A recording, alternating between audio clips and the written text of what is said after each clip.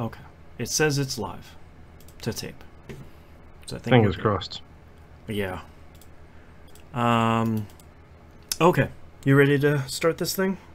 Yep. Alright, let's get started in 3, 2, 1. Welcome back to another TVGP Spoilercast. This time, Moon has just finished God of War, 2018's God of War, to be specific, the God of War. I figured this is one of 2018's hottest games, so it's rife for spoiling, which is the whole point of Spoilercast. So I'm your host, Boston. Joining me as always is Moonpeer. Hello, and wait, are you telling me we're here to spoil a game? Yes. If Spoilercast wasn't obvious enough, we're going to be spoiling everything from 2018's God of War. So this is your one and only warning that that's going to happen. Yeah, do yourself a favor, and if you have not played this game and you are interested in it, go play the game before you listen to this. Yeah. Because go play the game no matter what. Like, even if you don't listen to this.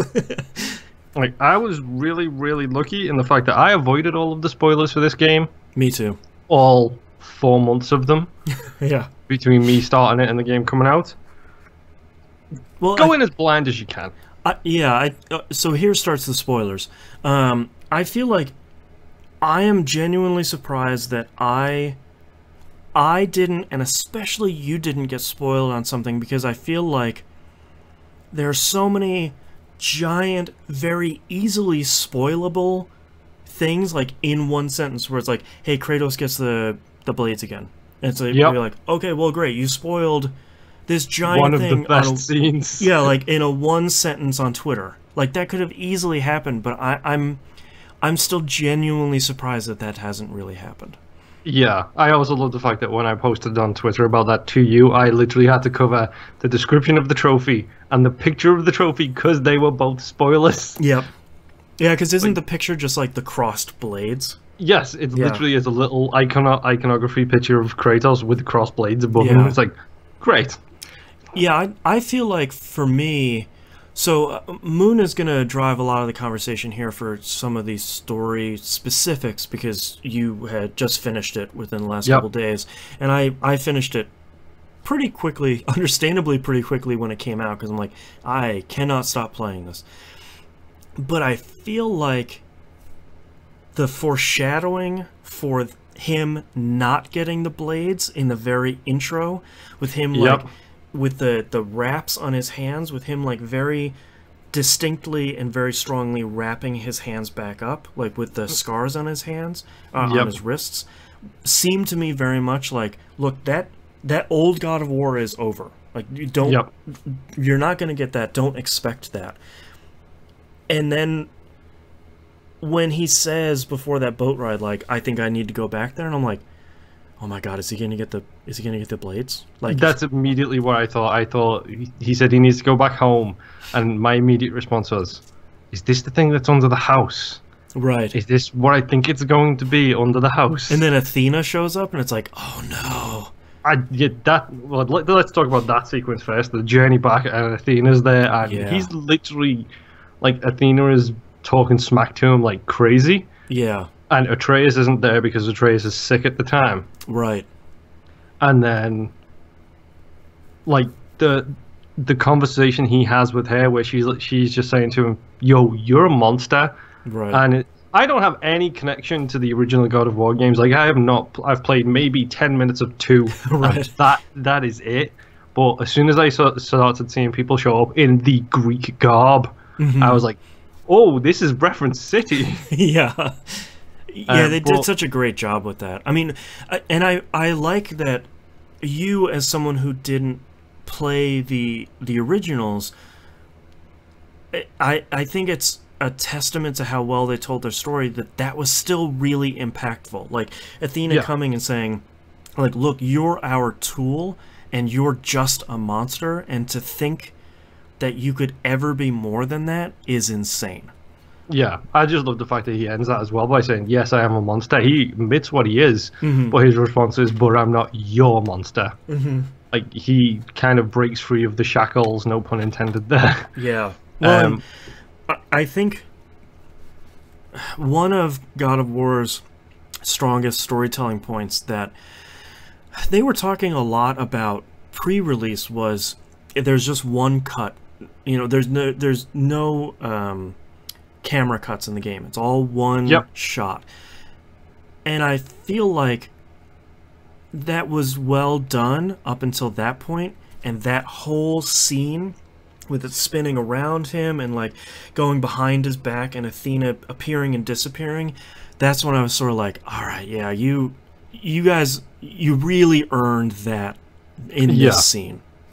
Yeah, I mean, that scene makes all of the difference between like what's about to happen, like, and the fact that it is basically a zero-cut game is both a strength and a weakness, because it allows them to tell that 100% story that they want to tell, and it does give you the thing where you are that character, like you are Kratos. You get engrossed into it because it never shifts away from him, with maybe one exception where it does like a little pan, follows Atreus much later in the game. Yeah. But the thing that they do really well, I feel, is like from the get-go, they are telling a story, but they drip the information to you at such a really slow but intriguing pace. Like, from the start, I was curious. Like, I was thinking, is Atreus his son, or is he more like a stepfather to Atreus? Right. Because he calls him father, but it's entirely possible that that relationship is not a familial relationship, just a personal one. It was, who is his mother? Why? Specifically at the start, when you escape the forest, like when you first leave the forest and start your journey, you learn that they were never bothered at all by any monsters or any of the outside world until he cut down the final tree. Right, broke the barrier that his wife, his Atreus' mother / Kratos' wife put up, which forced them onto this journey that they have, which comes into effect much later on. Yeah. You learn why. The phrasing of the journey is really good as well, and when you get introduced to Mimir and they're like, yeah, we did it, he's like, no, you didn't. Right. It's not the tallest one. Yeah, it's like, what did she say specifically? The tallest one in all the realms? Yeah, that's not here. Yeah, that's that one way over there. Yes. I feel like in a lot of other games, that bait and switch with the mountain would have felt really frustrating. But I think by the time you hook up with Mimir and he tells you that, to me, I was like, great, like I thought this game was going to end after a handful of hours, and now I have way more game. Like, that's so exciting, and I feel like I haven't felt like that in a game in a while.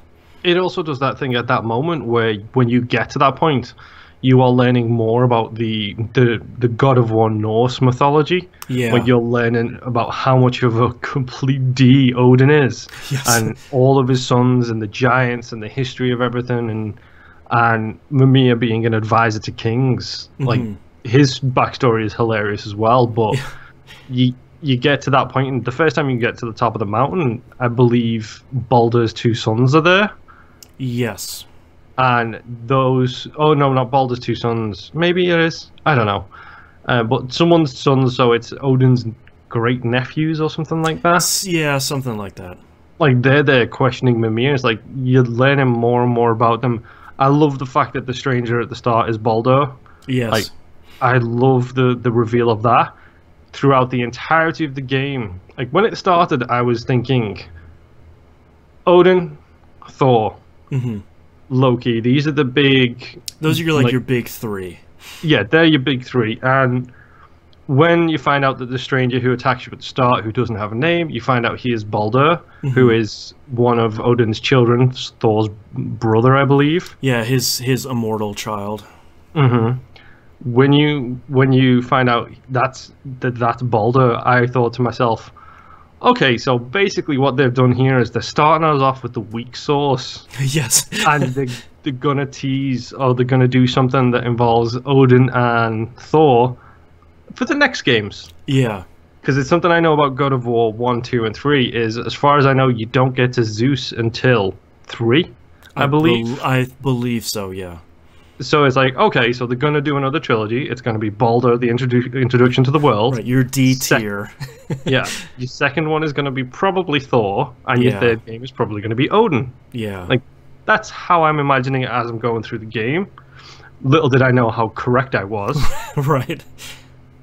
Then you're going through it, and then my personal, like, oh my word, the things they could do with this game comes when you learn about the giants, and you learn about Tyr, and how Tyr traveled through realms, and not just the Midgard, Asgard kind of realms, but when you figure out that you go down to his vault and you see the Spartan vase, and it's got Kratos on the side of that vase. Yeah.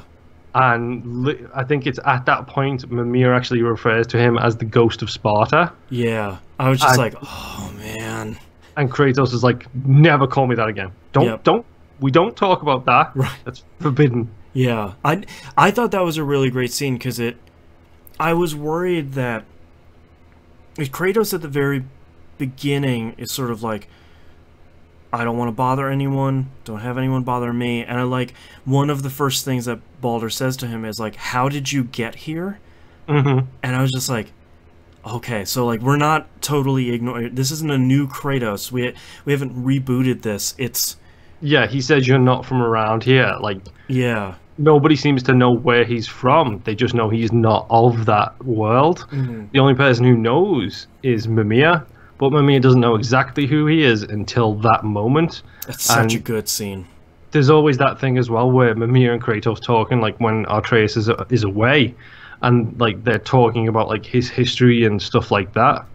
Like him talking to Athena, like Mimir is there when Kratos is talking to Athena, and at the end of it, like once you tell her that you're not Hair Monster, Mimir, as you're walking out, says, so I'm assuming you weren't talking to me that whole time. Right. Who were you talking to? Exactly. And I think that's actually might be when he gets the Ghost of Sparta line. Right. But when you go down to Tyr's vault and it's like, okay, so this is all the Norse loot, and there's a vase that's from like Greece. Yep. And Kratos deliberately kind of like accidentally smashes it so Atreus doesn't learn the truth. I like that he like pushes it off, you know, like a cat pushing a glass off a table. Yeah. My favorite moment in that scene is when he sees the tablet with the Egyptian hieroglyphics on it. Yeah. And Mimir calls out, "Oh, that's a land far away. Tons of gods there." Yeah, and I was just like, "Oh man, where are you gonna go with this?" Like that scene was just like, okay.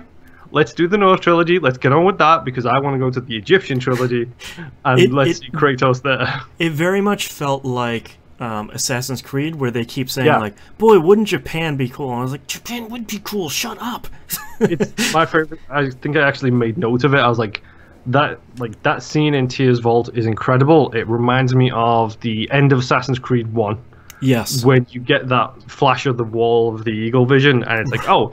Here's Japanese writing, here's Chinese writing, here's Arabic, and it's just like, oh. Here's how big history is, and it's like, yeah. But that Tyr's vault moment is great because that's also, I believe, right after you get the chains. When you get the blade back, it's right after that.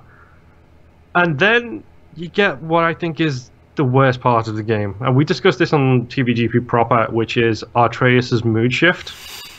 Yeah, this is probably, I think God of War is a nearly flawless game for the rest of it, but I think when you look at, I think Atreus's struggles with who he is really interesting. But I feel like the mood swings when he finds out he is at least part god is so fast to him, just like, now I'm gonna kill this brother that we run into, and like those brother boss fights were pretty cool. Yeah, they were. But for him to just like suddenly become this killer and then sort of not feel super bad about it, and then get smacked down by Kratos and like come back down off that villainous high very quickly. Yeah. It feels a lot like it didn't feel earned. Yeah, it felt too fast. Like maybe they couldn't justify another hour, the game being another hour longer, which makes sense, but yeah, considering they did the "we're off to Jotunheim" tease like, literally 6 times. Like, yay, let's go to Jotunheim. Oh no, yay, let's go to Jotunheim. Oh no, yay, let's go to Jotunheim. We got to go into the World Serpent. Now back to Jotunheim. Yep, exactly. Yeah. So I can understand that. My fan theory when it happened was specifically Freya brings up that the arrows are evil. Yes, which is such a cool scene. It is a cool reveal. It would be very easy to have Atreus act like a D until the arrow gets used in the purpose it is used for later. Right. Because it would be a good explanation of Freya has put the seal on him to hide them from the Asgardians. Mm-hmm.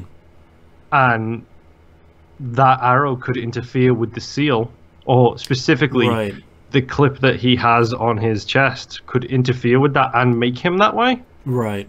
And it would be a really easy thing to just turn around and have that moment where the arrow gets used against Balder. Have that the moment when Atreus is like, oh, wait, no, it wasn't me. What have I been doing? Yes. Right. But you do get the hell, like, moments there where when you're in hell and Kratos sees Zeus and him fighting. Yeah. And he's like, what did you see, boy? And he's like, I didn't see nothing. Right, I did. Yeah, it's like nothing showed for me. Yay. Yep. He saw it much later. He reveals that later, because the whole thing, the great part of this story is Atreus and Kratos. How Kratos is trying to teach him to not be one of those people, like one of those gods. Right. And also how Kratos is trying to hide the fact that he is one of those gods. Yeah, and he's trying to be better. Yeah, he's trying to be better. He's trying to be different. He's trying to make sure that Atreus doesn't follow his mistakes. Right. And then you get the scene with Balder determined to kill Freya. That fight with Balder when he becomes mortal again is incredible. Yeah. And gross. And brutal. Really, really brutal. And it's one of those things where it's like, okay, Balder, you were a great god and you were strong and powerful. At the end of the day, it was Freya's spell that made you that way, because next to Kratos, you kind of ain't nothing. Right. Because Kratos literally beats him bloody. Yeah. And then that whole sequence at the end where Kratos makes the decision to not kill him. Mm-hmm. And then he is determined to kill Freya, and Kratos is like, enough. Like, this whole kids killing parents, this has to stop. Yeah, we've been doing this for millennia, and it's not getting any better.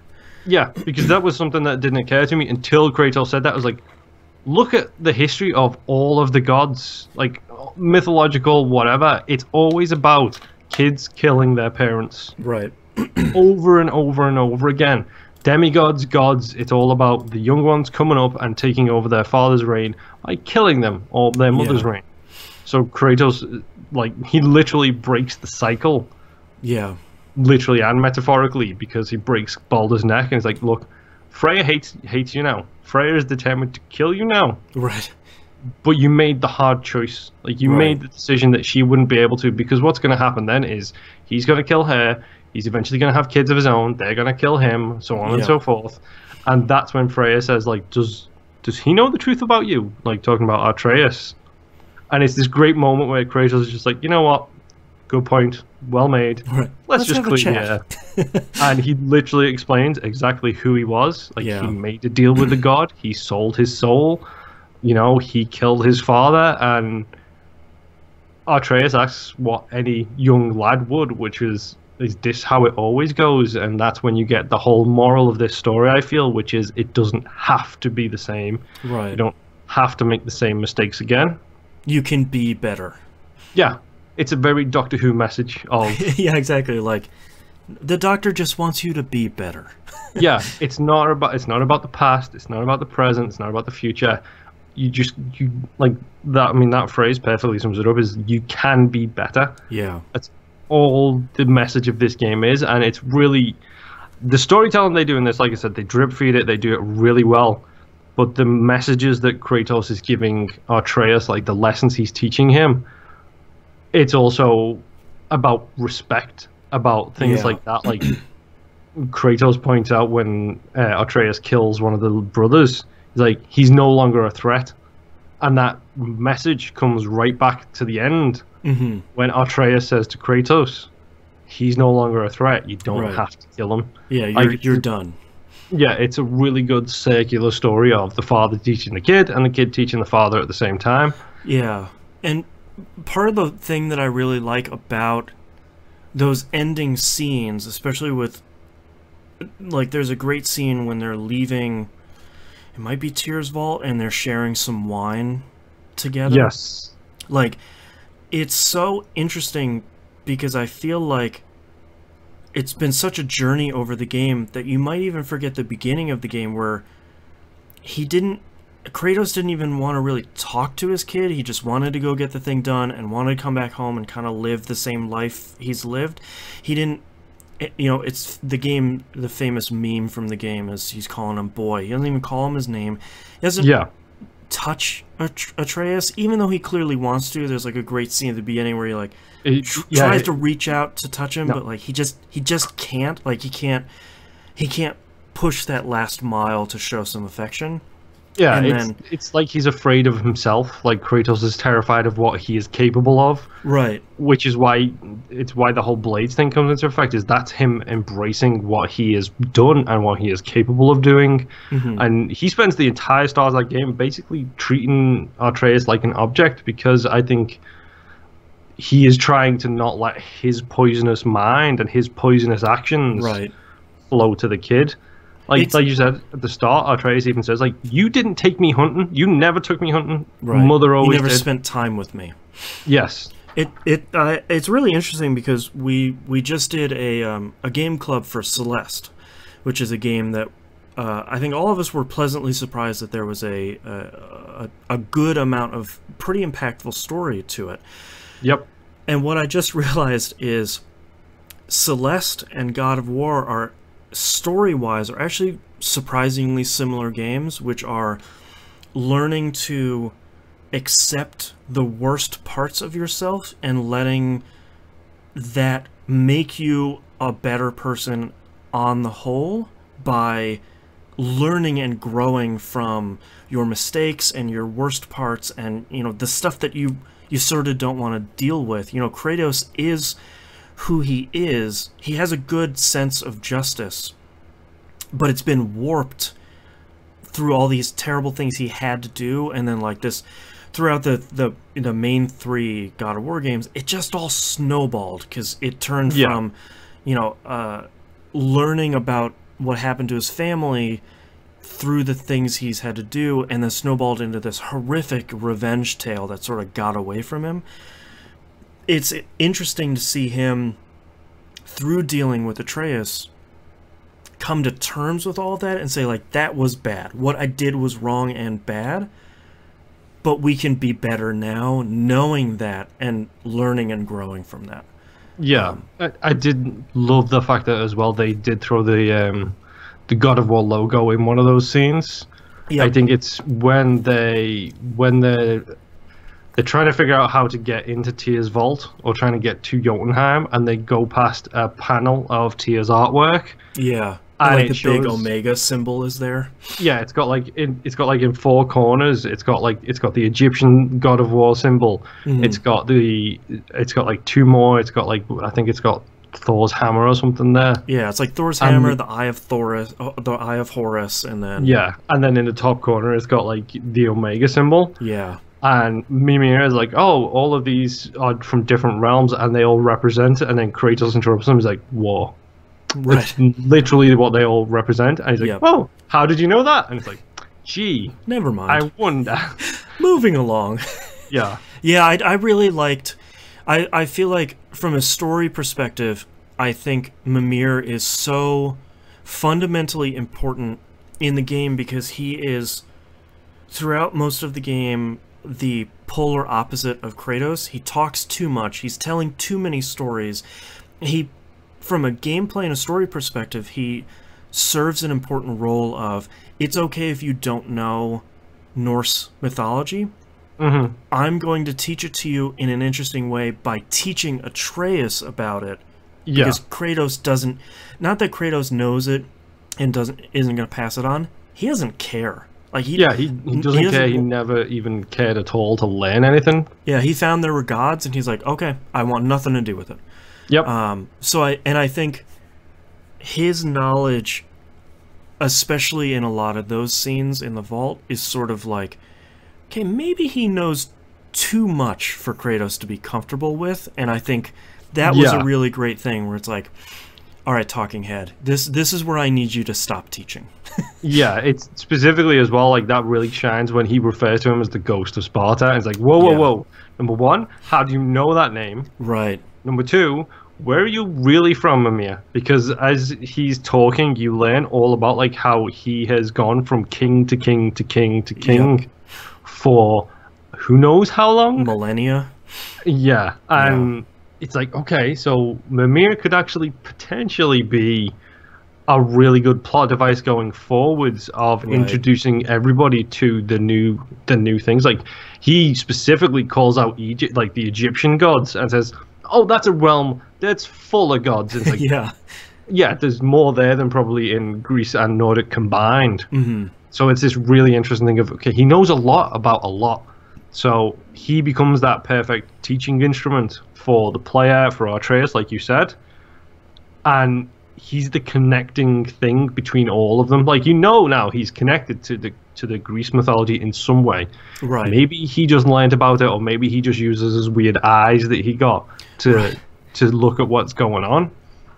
Or, part of what I was thinking too is the Ghost of Sparta, his reputation was so huge that, like, you're hearing about it in all these different realms and all these different mythologies just because he got so famous. But I think you're right. I think looking at Mimir, it's like, well, who are you? Who is he really? Yeah, like, who are you really? And I like that the game wasn't interested in answering that, because I feel like it would have been easy to just wrap everything up in one game and be like, all right, well, here's who Mimir is, and you fight Odin at the end. And be like, yeah, but I like that the game wasn't overstuffed. It's about Baldur, those two brothers, Freya, and, I guess at the end, Loki also. Yep. Which, shall we get there and talk about that reveal, the journey to Jotunheim? Yeah, what a whole scene. Yeah, the reveal when he touches the wall, like when you get to Jotunheim, it's dead realm, like it's dead. And I was half expecting the ashes to bring the giants back.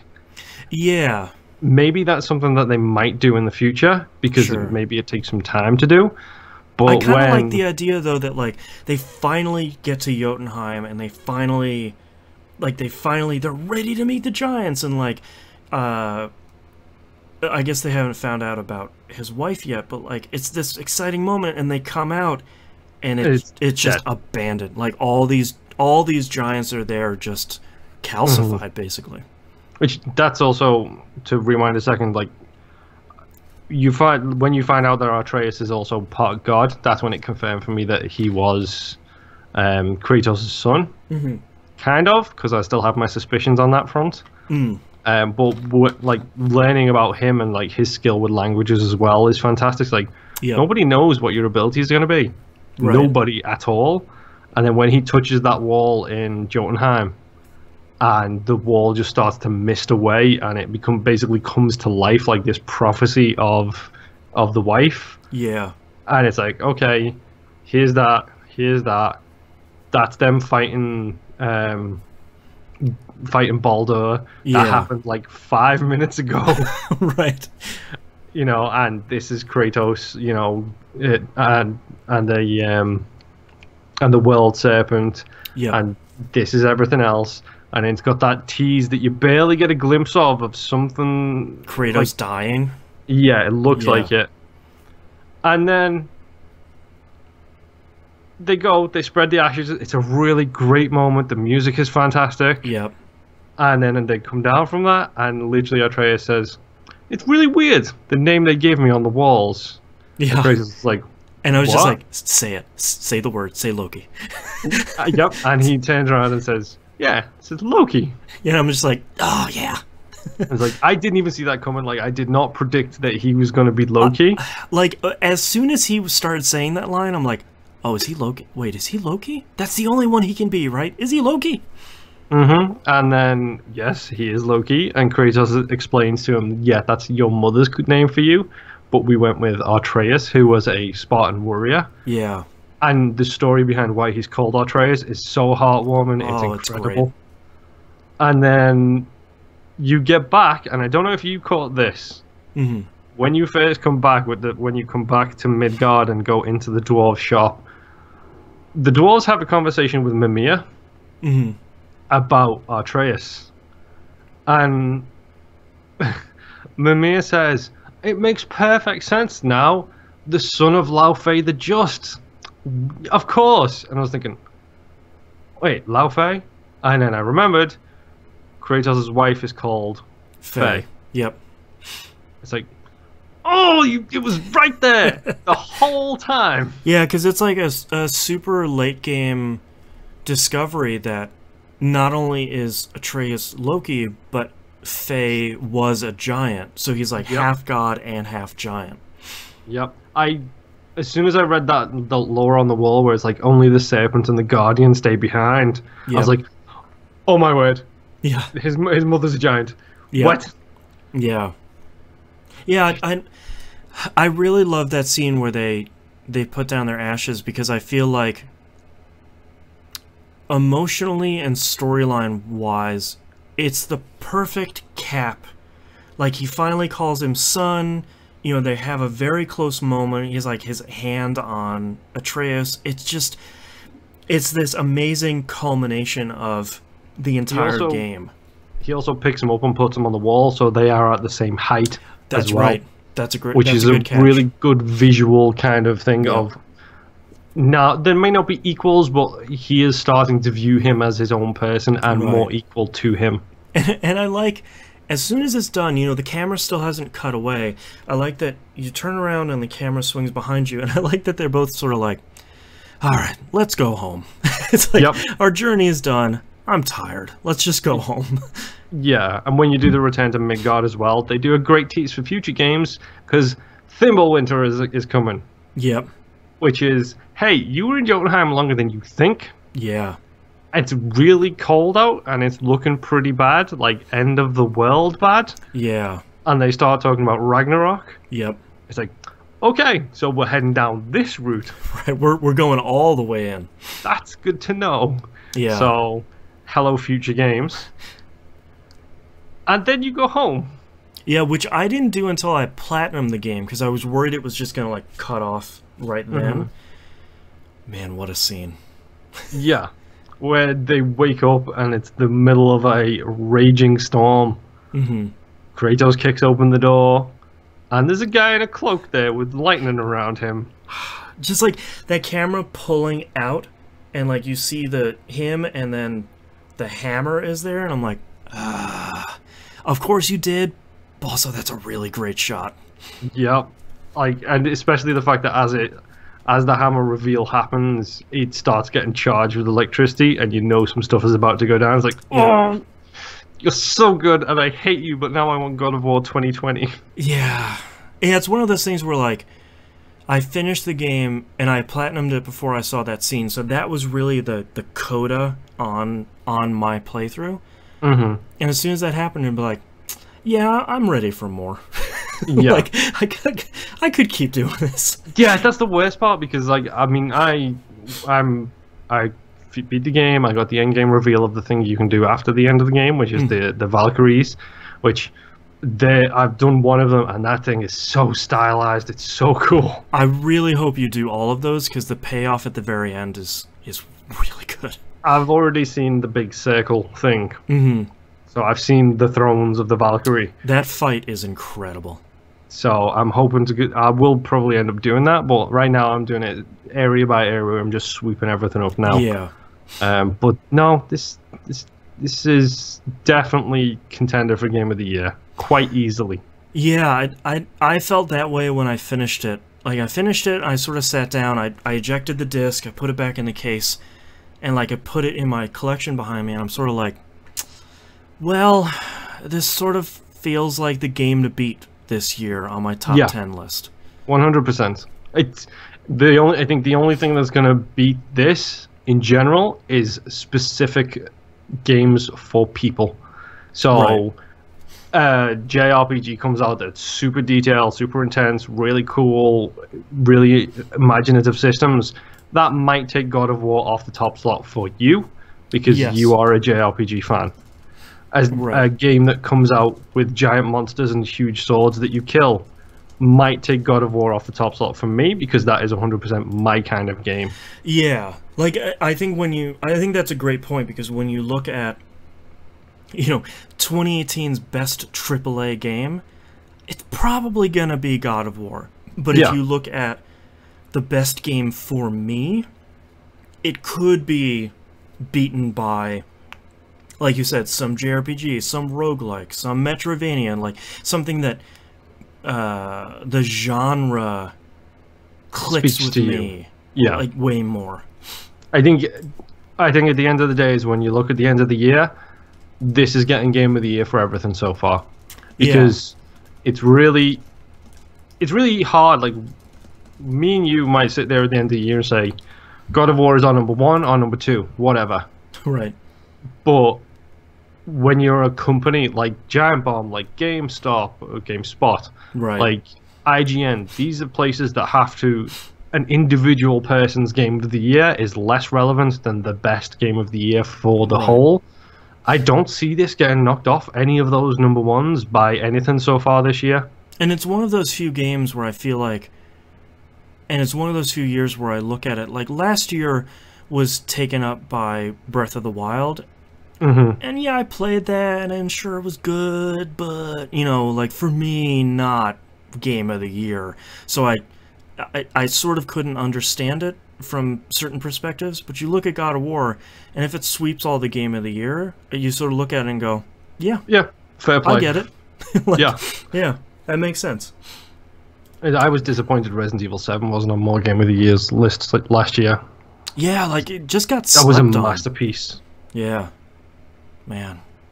But yeah, I don't really think I have anything more to add on to God of War other than I feel like it took the God of War formula and switched it up enough and gave it way more of a story focus, and I think that made it such an incredible game. Yeah, and the fact that I learned through osmosis who Kratos is and stuff like that. I didn't read anything to do with this. I didn't do a deep dive and figure out his exact story. I know he killed the Greek gods. That's literally all I really knew. Yeah, I knew some basics of it, like I knew killed the situation with his family. And, I knew that stuff, but you don't need to play any of the other ones. This is 100% a standalone game. Yeah. Until 2 years from now. For sure. But it's worth it. It's such a masterclass of. We've mentioned it before, the criticism of Microsoft versus Sony. This is a great lesson in give this studio money, give them time, and they produce gold. Right. You probably couldn't have said that about God of War 3. Right. But God of War 1 was great, and God of War 2, from everything I understand, was Mass Effect 2 levels of improved. God, it was so good. So, give them you know what? If they can do that jump again, the God of War 1 to 2... I can't even imagine. Imagine what we might be looking at for God of War 2020. It would be one of those games where you play it, and it's like, alright, here's the one to beat this generation. Like, it's the Mass Effect 2. Yeah, exactly. Where it's sort of like, this is... You guys have made something else entirely. Man. Good on them. That's all I'm going to say is good. Good job, fantastic work. From the rumors I've heard is the certain things didn't come into place until really late in the development, like the axe throwing stuff. Yeah. But it got there, and that's all that matters at the end of the day. Is the final product is truly something special. Yep. Like, to give you folks an idea at home who's listening. All we've talked about here is the story. We haven't talked about how great the combat feels, how good the game looks, right? The sense of scale, everything else in this game. We haven't mentioned that. Literally, we are talking about the story only, and we still think that's Game of the Year contender, despite the fact that everything else is so well done in the game. Yeah. I cannot play a PlayStation controller without physically causing myself harm, and this is all I wanted to come home and play. Yeah. I'm literally putting myself in agony to play this game. That's how good it is. Yeah. Oh man.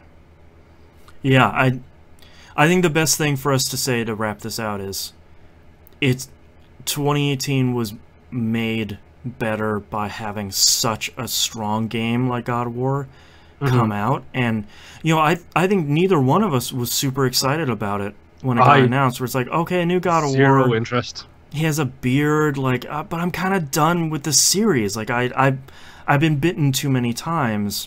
PSP ones were fine, but I didn't like 3, and I didn't really care about anything else. And then I played it, and I'm like, oh no, this is something really special. Crap. Yep. Almost from the get-go. Like, almost within the first, couple of moments of that game, it's like, this might be something unique. When you start a new game, and he starts chopping down that tree, and the camera doesn't even cut from there. Like, the menu fades away, and you're just playing it. It's like, oh no, it's already looking pretty great. Yep.